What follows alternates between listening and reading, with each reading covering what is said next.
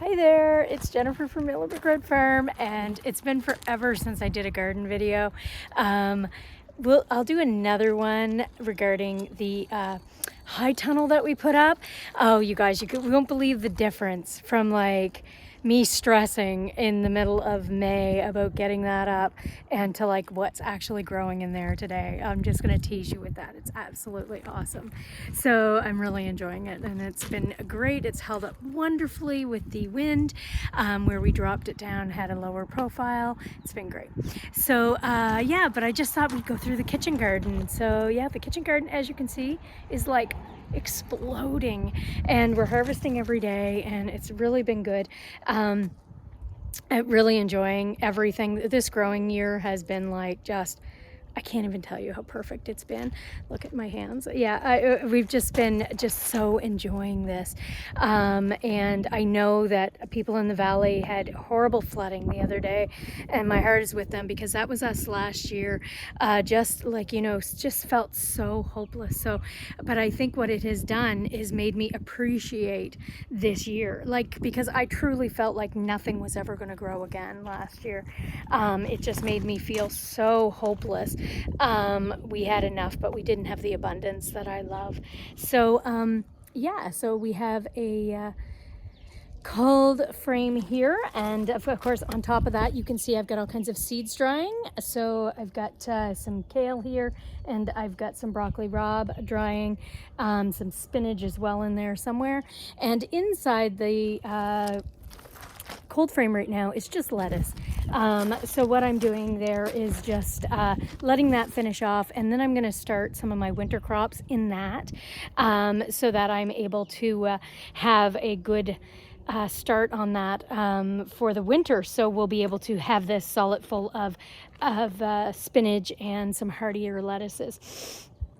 What I have here is nasturtiums, of course, for control over bugs and things like that. Nasturtiums don't grow terribly well for me here. I think it's too damp. But anyway, it's just one of those things. Got some petunias here. They're really pretty. There, deadhead those.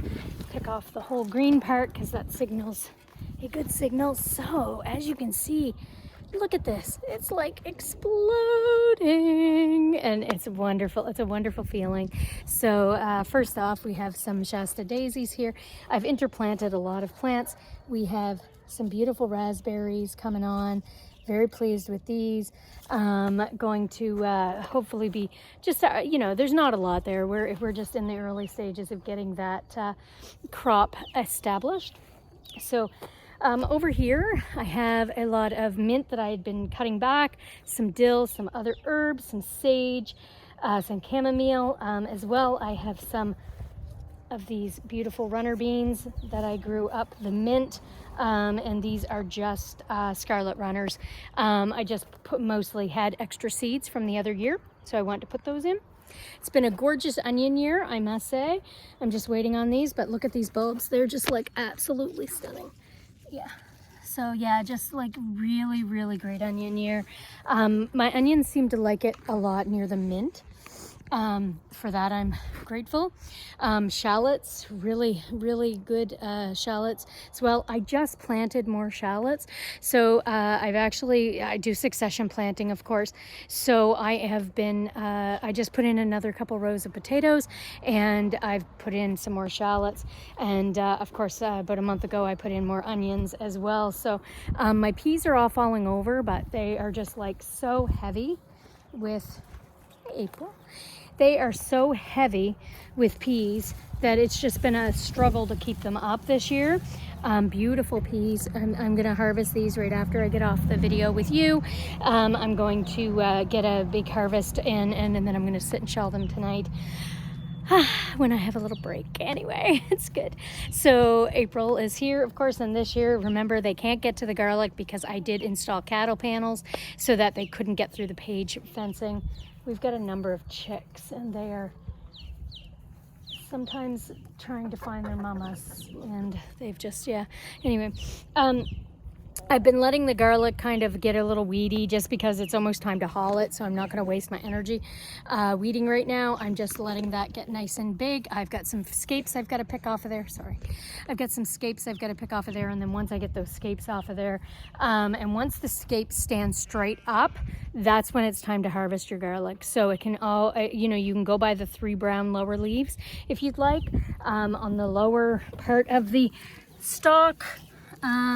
If you want it to, but I've been picking some of this and using it fresh, and it's been absolutely gorgeous. Beautiful, beautiful garlic here.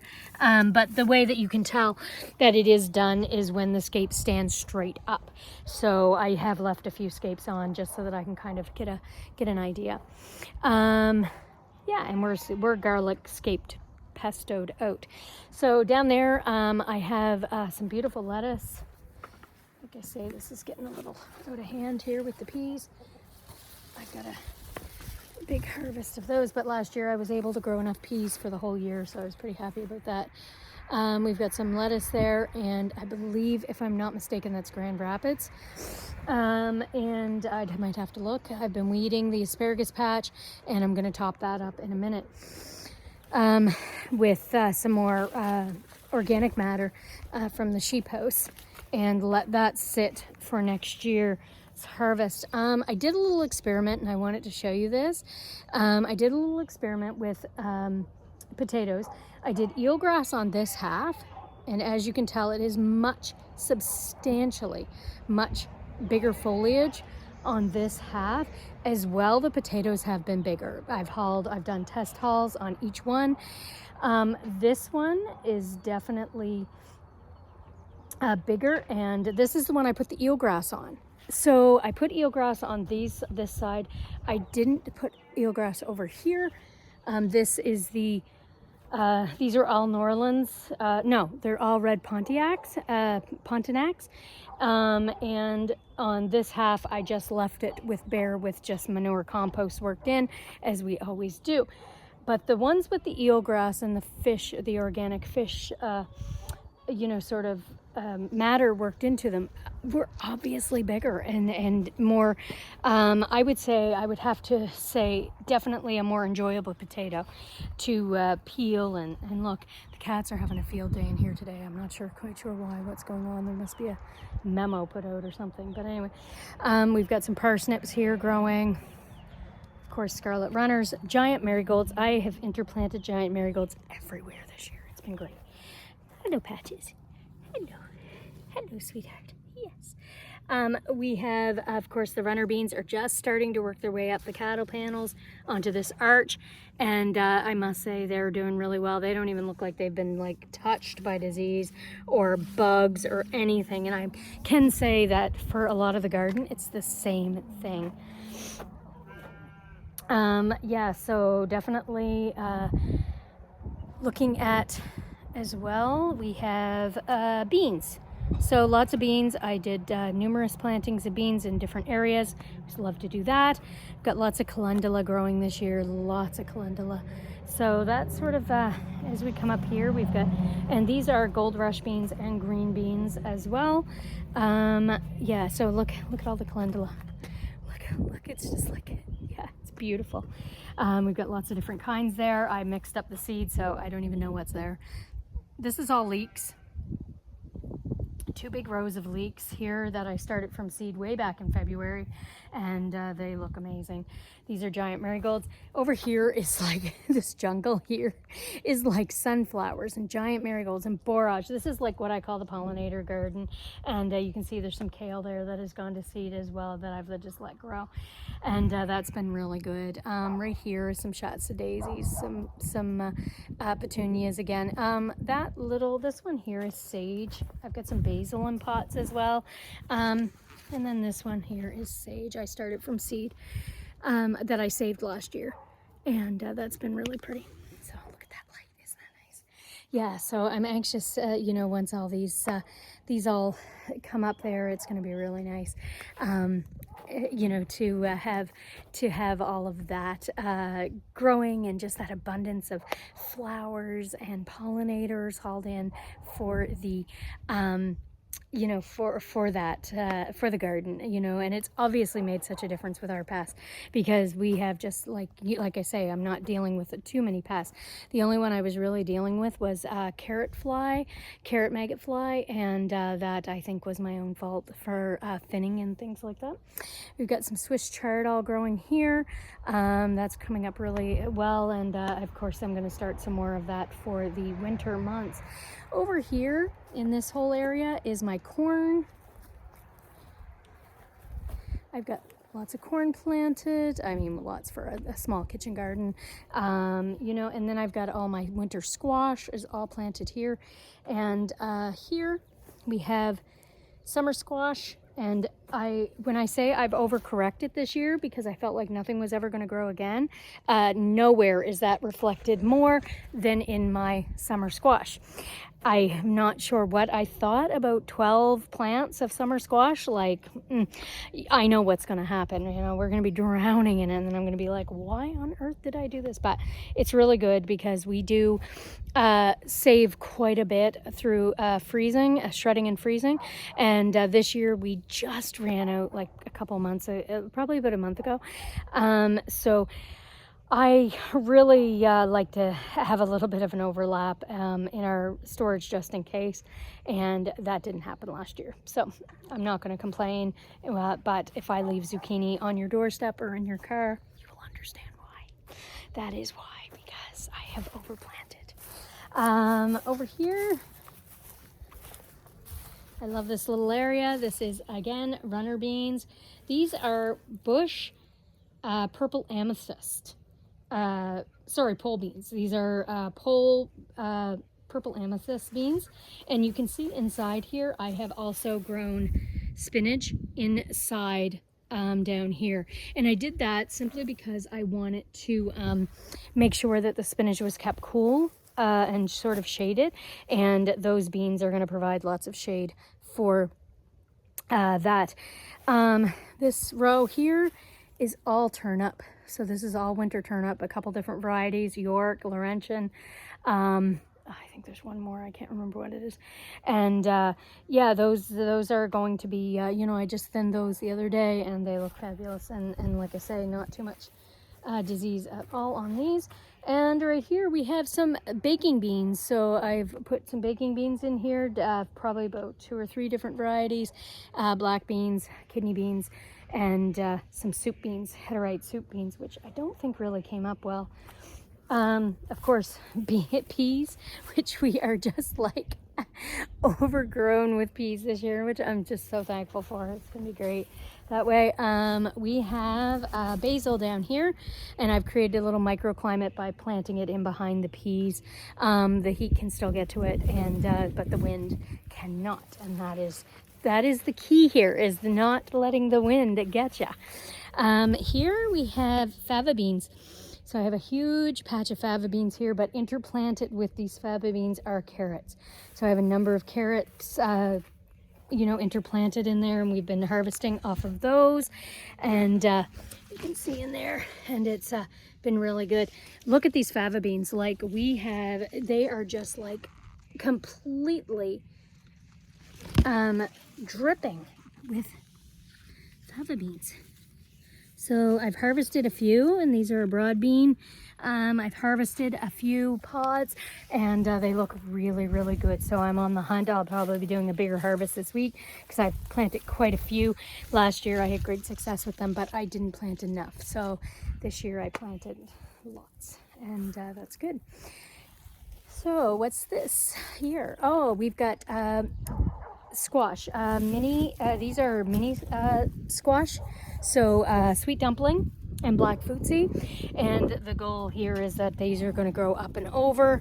I've got some plants on the other side as well, and we're going to get those up and over this greenhouse. I'm going to anchor this a little better this week and do that. And of course, in amongst this I have carrots. So I've tried to interplant as much as I can with crops and make sure that everything is good. The plan was to do zinnia all back there, just didn't get to it, and I didn't bother. I've got plenty of calendula, plenty of marigolds, plenty of you know, flowers interplanted all amongst the garden, and I'm really thankful for that, so it's good. Cucumbers. So I planted a little patch of cucumbers here, and then I have also another patch over there. I've got some in the greenhouse, and I've got a ton up in the high tunnel. So I just, like I say, hedging my bets always with planting. And you know, just seeing where everything grows well as what, you know, is always good. These are sweet potatoes. And sweet potatoes take a really long time. These I won't actually harvest until like October. So yeah, they've got lots of time to grow. And I did them in a raised bed this year, and gonna see how that works. But they look like they're doing really good. I started these from an organic sweet potato.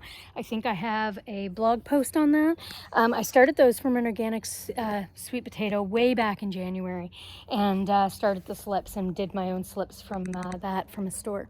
You can see I've brought the wood ashes out and topped up the rhubarb, given that a nice dressing after the harvest, and going to leave that. And of course right here I have some more cucumbers, calendula, dill, lots of calendula, lots of dill, raspberries up here. We've been harvesting dill for quite a while now. It's awesome, lots of dill. And of course I've interplanted as much as I can with everything that I can. I cram it just solid full. There's nothing wrong with that. So we've got some spring spring and summer turnip actually here. I think this is summer turnip. I think this is Laurentian actually. So 2 rows here that I've planted. I've hauled all the rest of the turnip. This has now become potatoes. So I've actually planted some russets and some Colombo, and those are here. And you know, just to and then of course once I harvest all those potatoes, I will be planting another batch over there as well. So beets are doing really well now. You know, they had a couple plantings, yeah, so anyway, not bad at all. And I've got some golden beets there, and we've been eating off of those. It's great. You know, I'm not a beet green person. I know a lot of people are. I'm just not. Winnie, Oat, she's protecting the garden from the chickens. she's a good guardian. And look, I told you, it's a convention of cats. I told you. I don't know. Get over that. Yeah. They just obviously want to play in the mud, but I don't trust them. Anyway. But I was seeing a video this morning, and Charles Dowding has the same problem. So you know what, me and Charles, I'm good with us having the same problems. This is all carrots. So this is all carrots. Again, you know, sort of succession planted. I've succession planted another batch of beets. So this is, you know, these beets are almost ready to haul. And then I've succession planted another batch of beets, as well as all of these are carrots. So that is coming right along. We've already harvested out of this, out of over here where the potatoes were. I harvested the carrots, and they had a bit of maggot root fly. I wasn't too impressed with that. The tops of the carrots were fine, but the bottoms needed to be cut off. You could see there was a little bit of damage on them. Anyway, it happens. It happens when you thin them. So if you thin them, the scent of the carrots goes up into the air, and they can tell. They just set in. Anyway, so, and also I think they were sowed, I think I sowed them a little too early. I don't think the ground was really warm enough. I tried to warm up the ground by putting a row cover on, and yeah, well, that just, you know, that ended up in my neighbor's yard, because that's how it goes around here. So these are fingerling potatoes, and they're almost done. So once they're done, I've got more potatoes to go in here. I've got another batch of red I'd like to put in here, and I think that will be what I will do there. Let's go over here. Let's see. And knock on wood, not a cabbage moth in sight. And you know why? Because look at all these beautiful marigolds. I've interplanted all the marigolds in amongst the cabbages, and I know that's why. I've always had problems with cabbage moths, and this year I just have beautiful cabbages coming, tons of them. I'm really excited about that, and I know that is because I have really did a, you know, a really strong effort to put marigolds in amongst my cabbages. And this is beans, another batch of beans. So I, of course, started those after I started some of the others. And yeah, that's it. So yeah, so that's it for the kitchen garden, guys. I've got just lots of herbs interplanted amongst there. I've got, you know, some, I mentioned sage. I've also got some parsley. I've got some oregano. I've got dill, of course. So lots of herbs planted amongst there. And yeah, it's just really, really good that way. Let's pop into the greenhouse and you can see that it has become already a jungle. So this is the greenhouse, and whoop, in here we have tomatoes. So I have planted, we've got some Scotia here. We've got Acadian cherry. They need to be trellised, so that's my job tomorrow is to trellis. I've got the grandkids in the morning, and they're going to help me. We're going to trellis all these tomato plants up, give them a heavy pruning. I've trellised some. I've got some wound around here, you can see, but not fully. This little million one, oh, sorry, look at that, it's dripping in tomatoes. Oop, there, dripping in tomatoes. Pretty happy about that when those ripen up. And of course I've got some more Acadia cherry, some black strawberry, yellow pear, yeah, some sun gold. Lots of tomatoes in here, and of course the high tunnel is full of tomatoes. So I've got one zucchini plant in here, and that's almost ready to give off some zucchini. Yeah, that we should have a zucchini this week. With that, I can already see that a couple are starting, and remind me that I'm going to be so overrun with zucchini. We've got beans. Look at that. Yeah, so these are, I believe, Lewis by Vessie's, and we've also got some other varieties in here. Gold Rush. These might be Gold Rush, actually. Yes, they are. Look, they're turning yellow. Yeah, these are Gold Rush, and over here is Lewis. Yeah, the green ones are Lewis, and they're almost ready. So, yeah, so yeah, there. Lots of beans. We've got cucumbers that are trellised up so that we get maximum amount of harvest out of those and make the use of our space, our vertical space. So don't ask me what kind these are. I cannot truly remember. I just know that I have a ton planted of cucumbers as well. There's some basil in here too. Yeah, there it is. Yeah, there's some basil in here they're planted amongst. I had some calendula in here as well, and I've got a couple pepper plants in here. And of course, the high tunnel is full of pepper plants as well. A ginger.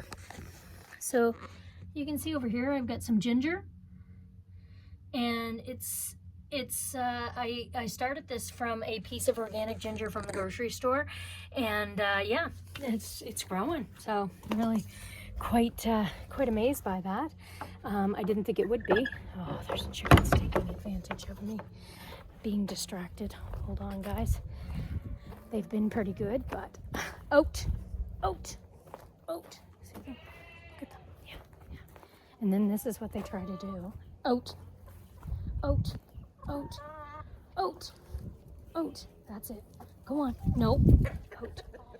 That's like hurting. Nope. Oat.